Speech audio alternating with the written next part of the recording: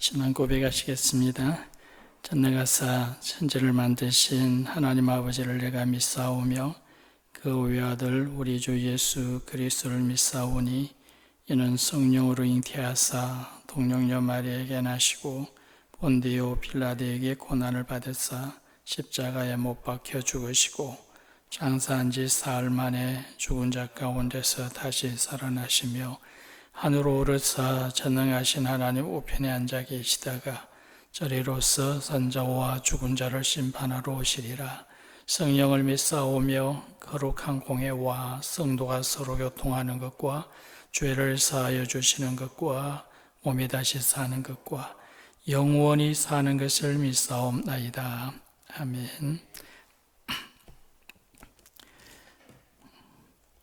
523장 찬송하겠습니다.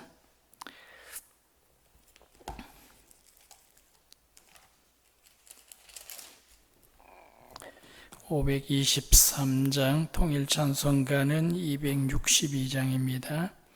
523장 1절과 4절 부르겠습니다. 523장 얻은 죄악 길에서 목자 없는 양같이 모든 사람 길 찾아 헤맨다.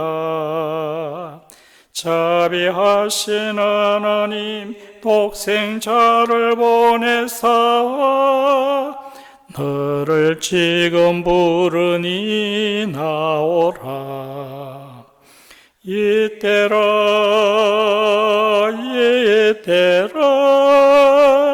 주의 긍휼 받을 때가 이때라.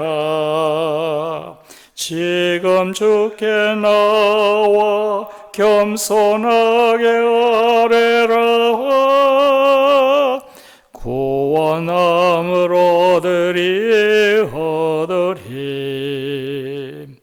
세월 빨리 흐르고 세상 친구 가는데 너희의 영혼 오늘 밤 떠나도 주의 구원 받으면 천국에서 영원히 주와 함께 살리라. 이때라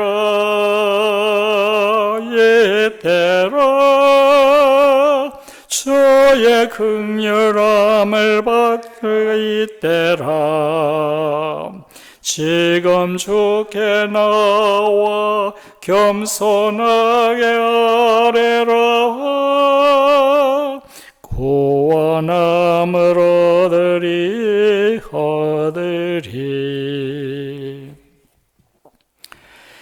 다니엘 11장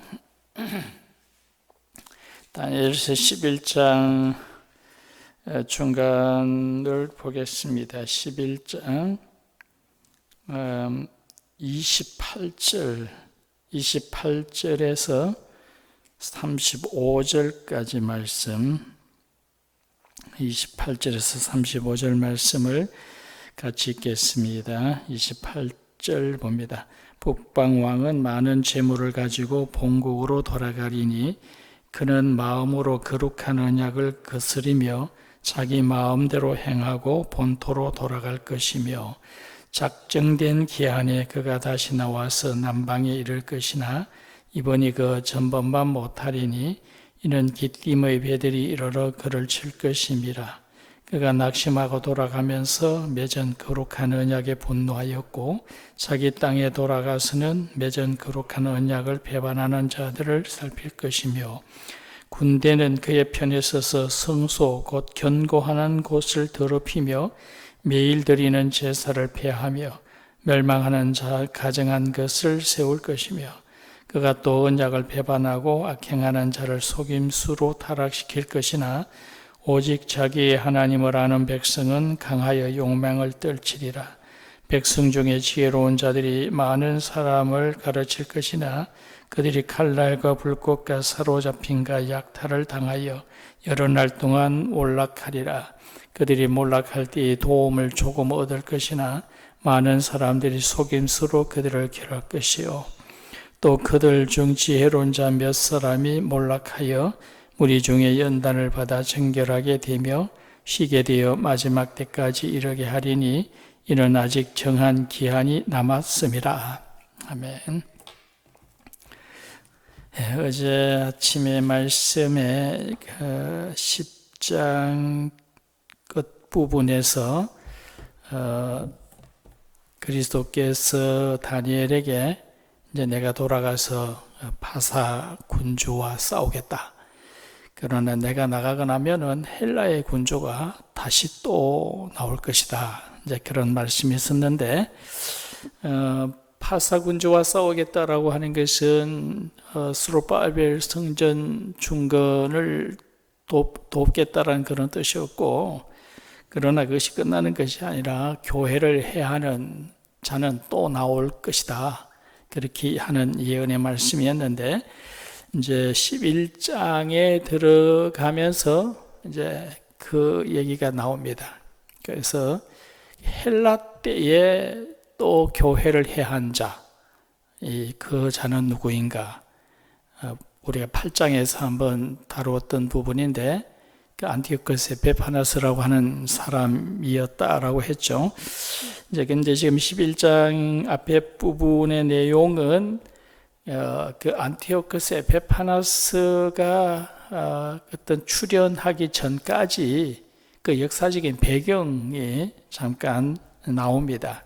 그것이 이제 간단하게 나오는데요. 11장 2절에 보면은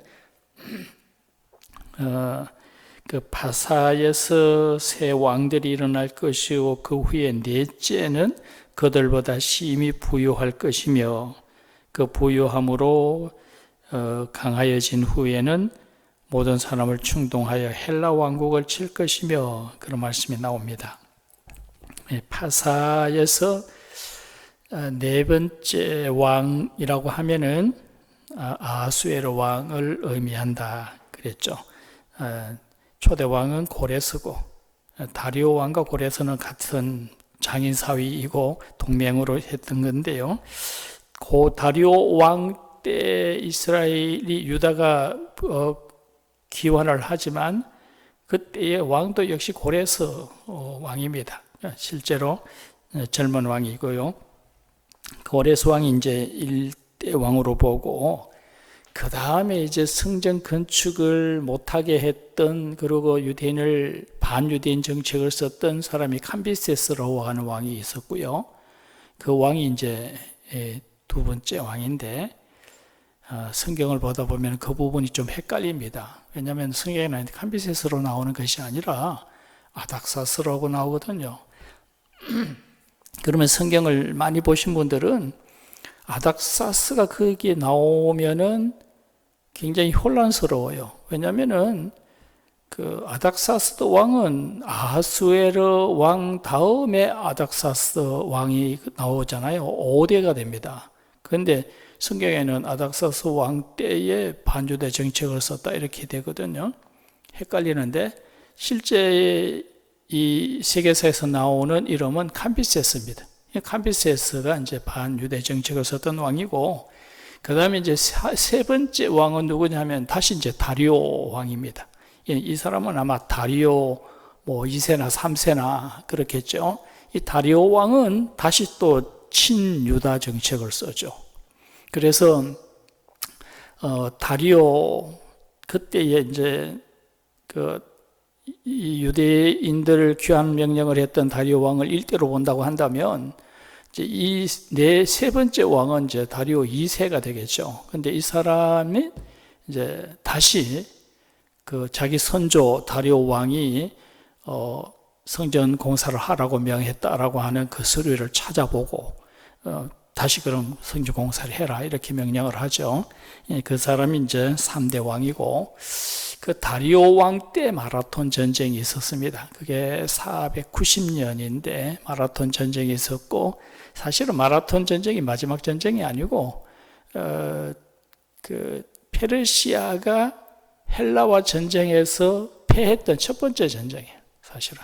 그 다음에 이제 4대 왕이, 지금 오늘 네 번째 왕이 이제 강했는데, 이 네 번째 왕이 헬라 왕국을 쳤다 그랬죠. 치러 갔다. 이게 이제 살루미스 해전이에요.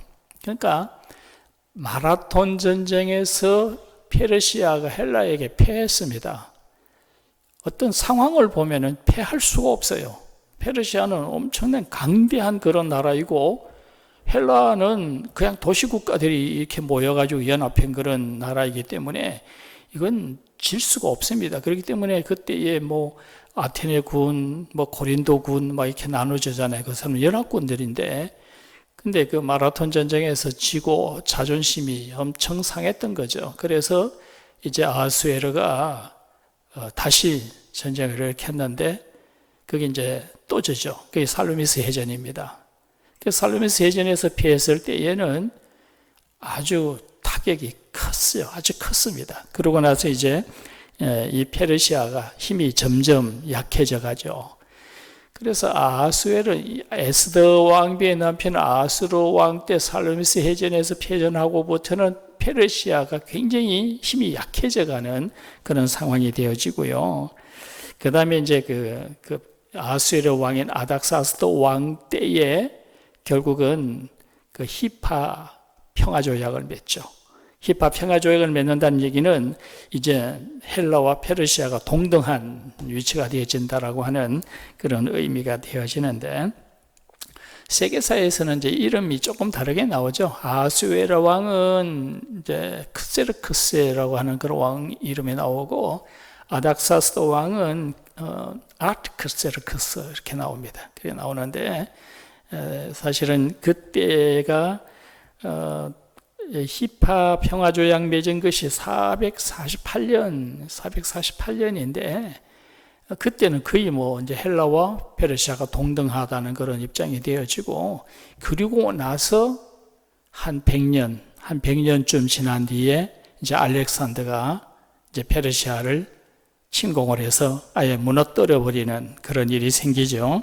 그것이 이제 3절의 말씀에 한 능력 있는 왕이 일어나서 큰 권세로 다스리며, 뭐 4절의 말씀, 그가 강성할 때에, 그러나 그가 강성할 때에 그의 나라가 갈라져 천하 사방에 나누어질 것이다.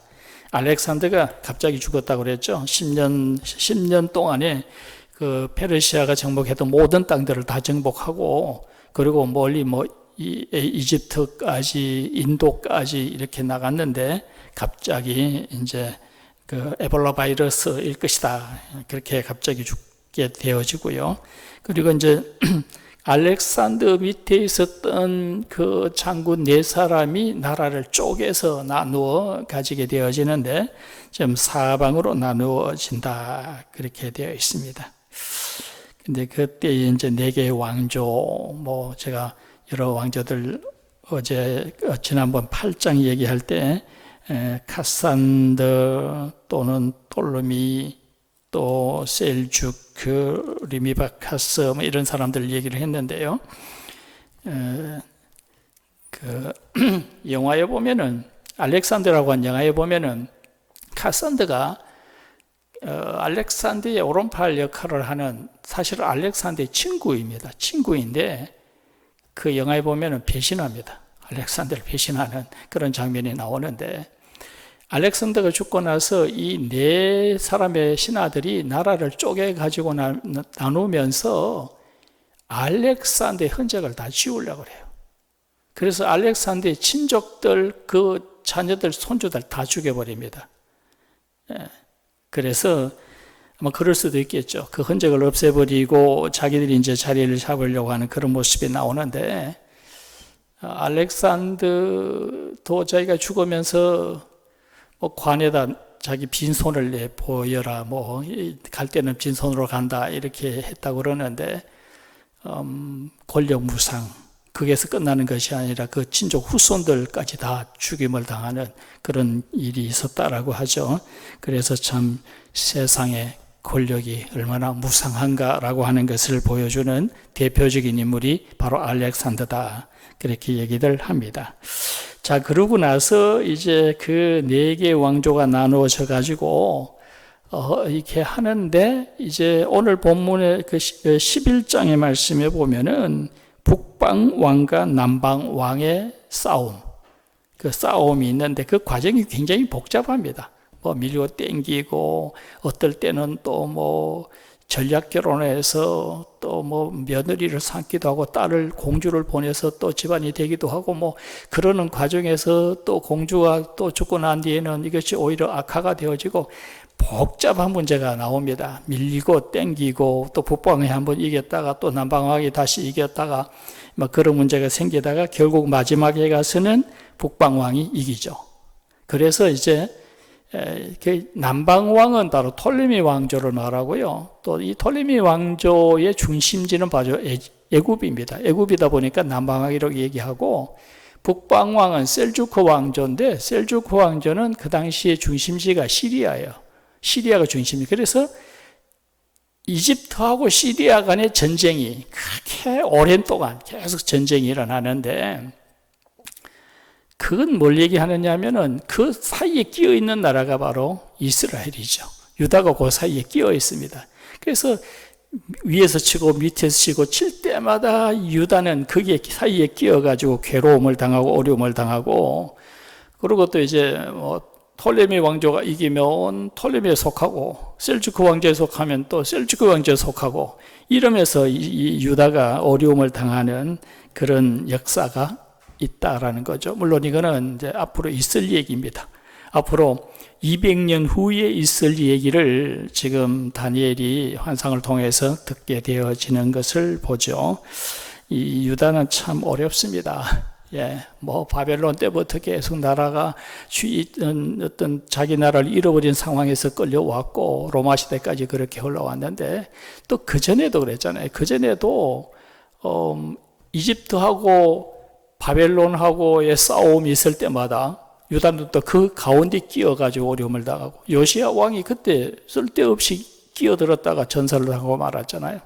그런 것이 역사인데, 유다가 그만큼 어려운 일을 겪을 것이다. 그리고 큰 전쟁에 대한 환상, 이런 것을 다니엘이 보게 되어진다라고 하는 그런 말씀이고요. 그러다가 이제 그런 과정 속에서 결국은 유다는 셀주크에 속하게 되어지죠. 셀주크 왕조의 지배를 이제 받게 되어집니다. 마지막 최종적으로는.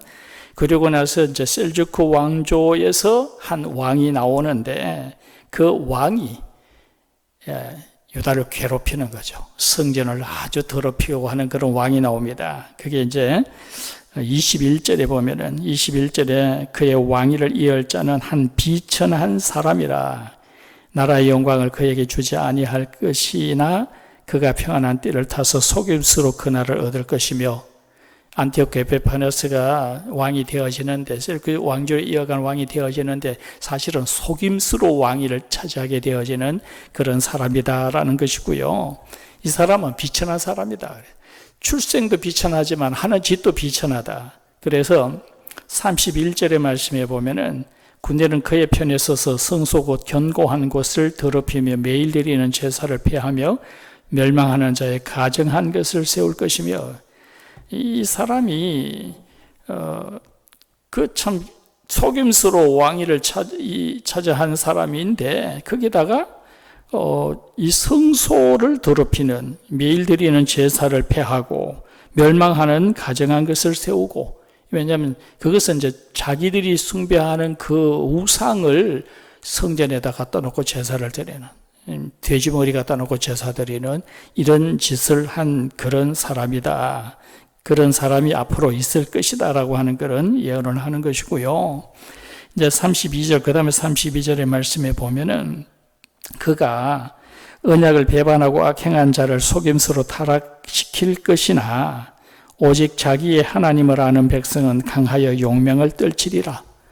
그 가운데서, 그런 가운데서 하나님을 아는 백성이 있고 그들이 용맹을 떨치게 되어질 것이다. 이게 뭐죠? 바로 마카비 형제를 의미하는 것이죠. 마카비 형제들이 그런 가운데서 용맹을 떨칠 것이다 라고 하는 그런 말씀입니다. 사실은 그 마카비 형제, 그 이제 아버지는 마타티아스 마카비죠. 마타티아스 마카비가 이제 먼저 순교를 당하고, 그 다음에 그 맏아들 유다 마카비가 또 순교를 당하고, 또 이어서 또 그 아들 요나단이 또 순교를 당하고, 그리고 이제 마지막 시몬 마카비 때 가서 잠시 독립을 얻게 되어지는 그런 일이 있는데, 결국은 하나님을 아는 백성은 세상 권세를 두려워하지 않는다라는 거죠. 또 순교를 두려워하지 않는다. 그런 순교의 피가 결국은 성전을 돌려받게 되어지고, 그래서 이 마카비 안티오코스 에베파니스로부터 이제 그 성전을 돌려받게 되어집니다. 다니엘이 그 환상을 보면서 8장에서는 물어보잖아요. 그 기한이 얼마나 됩니까? 물어봤을 때에 2300주라고 얘기했어요. 2300주 3년 6개월 15일인데, 지금 오늘 본문에도 그 말씀이 나오는데요. 35절에 보면은 35절에 그들 중에 지혜로운 자 몇 사람이 몰락하여 무리 중에 연단을 받아 정결하게 되며 희게 되어 마지막 때까지 이르게 하리니 이는 아직 정한 기한이 남았습니다. 이제 그런 과정들이, 그 과정 속에서 또 용기를 가지고 대항하는 사람도 있고, 또 정결함 얻는 사람들도 있고, 어려움을 겪는 그런 과정들이 있는데, 그 과정이 왜 이렇게 오래 가느냐라고 하는 것, 이것은 아직도 기한이 남아있기 때문이다, 그런 얘기죠. 이것은 8장에서 말했던 2300주 기간이 차기까지다라고 하는 그런 의미가 되는 거죠. 그래서 참 안티오코스 에페파네스가 왕이는 그 기간 동안에 유다 백성들이 괴로움을 많이 하다, 특히 성전이 더럽혀지고 성전에 우상이 들어가게 되어지는 이런 일을 겪게 되어질 것이다 라고 하는 것을 오늘 본문의 말씀에서 좀 더 구체적으로 보여주고요. 그러면서 그런 가운데서도 하나님을 아는 백성들은 용맹을 떨칠 것이다. 그런 악에 대하여 두려움을 갖지 아니하고 그들과 대항을 할 것이다 라고 하는 그런 말씀입니다. 그러고 나서 이제 뒷부분에 남은 부분의 말씀은 안티오코스 에페파네스의 종말에 대한 말씀이죠. 결국은 그 안티오코스가 망하게 되어지는데, 망하게 되어지는 그 과정이 제일 먼저 교만이 하늘을 찌른다, 그런 거죠. 그게 이제 아까 우리가 보았던 36절의 말씀에, 우리가 35절까지 봤나요? 36절에 보면은 그 왕은 자기 마음대로 행하며 스스로 높여 모든 신보다 크다 하며 비상한 말로 신들의 신을 대적하며, 이제 교만이 하늘을 찌르고 스스로 자기가 신보다 더 높다, 하나님보다 더 높다, 그렇게 말하게 되어지는 그런 교만함에 이르게 되어진다라는 것이고요. 제일 마지막 11장 마지막 45절에 보면은 그가 장막 궁전을 바다와 영화롭고 거룩한 산 사이에 세울 것이나, 얼마나 그 세력이 크면은 그 궁전을 바다와 그 영화롭고 거룩한 산 사이에 세운다. 그렇지만 그의 종말이 이르리니 도와줄 자가 없으리라. 그러나 결국 때가 되어지면은 그는 종말을 본다. 마지막에 결국은 벌레가 내장을 먹어서 죽고 되어지죠. 그 안티오코스가 죽는 그 해에 결국은 성전을 돌려받죠. 그래서 그날이 수전절이 되어지는 겁니다. 그렇죠. 그래서 결국은 하나님이 때가 되어지면은 그 성전을 자기 백성에 돌려보내주고, 또 그들을 괴롭혔던 그런 안티오코스 같은 사람은 하나님께서 또 종말을 가져오게 하시는 것이다. 그 기간은 정해진 기간이고, 정해진 기간 동안에 성도들은 그 속에서 연단되어지고 훈련되어지고, 오히려 하나님을 아는 백성은 더 용맹스러워지고 더 믿음이 더 견고하게 되어질 수 있는 그런 기회가 되어지는 것이다. 그런 말씀입니다. 이것은 그때나 지금이나 마찬가지죠. 지금도 마찬가지로 우리에게 핍박을 하고 또 교회를 또 비난하고 하는 이런 상황, 또 신앙생활을 방해하는 그런 일들 얼마든지 지금도 반복되어지지만, 그러나 하나님을 아는 백성은 두려워하지 않는다. 그런 세상을 두려워하지 아니하고 끝까지 신앙을 지키고 하나님을 향해 바라보는 그런 믿음의 삶을 살게 되어질 것이고, 또 그런 어려움 속에서 오히려 용맹을 보여줄 수 있는 그런 믿음의 사람들이 되어지기를 원한다라는 그런 말씀이고요. 또 그런 우리가 삶을 살아가는데 이런 어려움이 문제가 있고 어떤 시련이 있지만 다 때가 정해져 있다라는 거죠. 때가 되면 하나님께서 모든 것을 회복시켜 주신다라는 말씀입니다. 그렇기 때문에 우리는 너무 조급하지도 말고 또 너무 인간적인 방법으로 탈피해 보려고 그렇게 발버둥을 치지도 말고, 우리가 어떤 죄에 끌려다니지는 아니하고 또 어떤 세상 권세에 우리가 대항하는 삶을 살긴 살지만, 중요한 것은 하나님의 뜻에 순종하는 것이라는 거죠. 하나님의 뜻에 따라가는 것이고 믿음으로 하나님께 삶을 온전히 의지하고 살아가는 그런 믿음의 자세를 우리가 가져야 된다라고 하는 그런 말씀입니다. 오늘도 우리가 삶에 어려움이 있을 때에 마음이 조급하거나 너무 인간적인 생각을 하거나 세상적인 방법을 막 동원하려고 애를 쓰지도 말고 하나님의 때를 기다릴 수 있는 그런 믿음의 사람들이 되어질 수 있기를 소망합니다. 기도하겠습니다. 거룩하신 하나님 아버지, 유다 백성과 하나님의 성전이 하나님을 대적하는 자들에 의해서 더럽혀지기도 하고 어려움을 당하고 또 여러 가지 박해를 경험할 수밖에 없었던 것을 압니다. 그러나 하나님, 그런 과정 속에서도 하나님을 아는 사람은 용맹스럽고 세상 권세를 두려워하지 아니하고 오히려 그들에 대항해서 하나님의 성전을 회복시키는데 온 힘을 다 쏟아보이는 것을 보여주었습니다. 하나님, 오늘 우리에게 그런 믿음과 용기를 가질 수 있도록 은혜 주시기를 원합니다.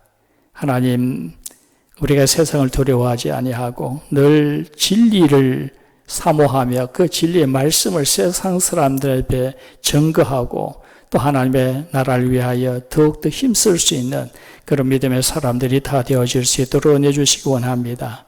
삶 속에 어려움이 있고 원치 않는 일이 있고 또 고난이 있을지라도 하나님, 우리가 낙심하지 아니하고 두려워하지 아니하고 하나님의 때를 기다릴 수 있는 그런 믿음의 사람들이 되어질 수 있기를 원합니다. 세상적인 방법을 동원하거나 인간적인 방법으로 문제를 풀어 해결하려고 하는 것이 아니라 하나님께서 어떻게 역사하시는지를 보자.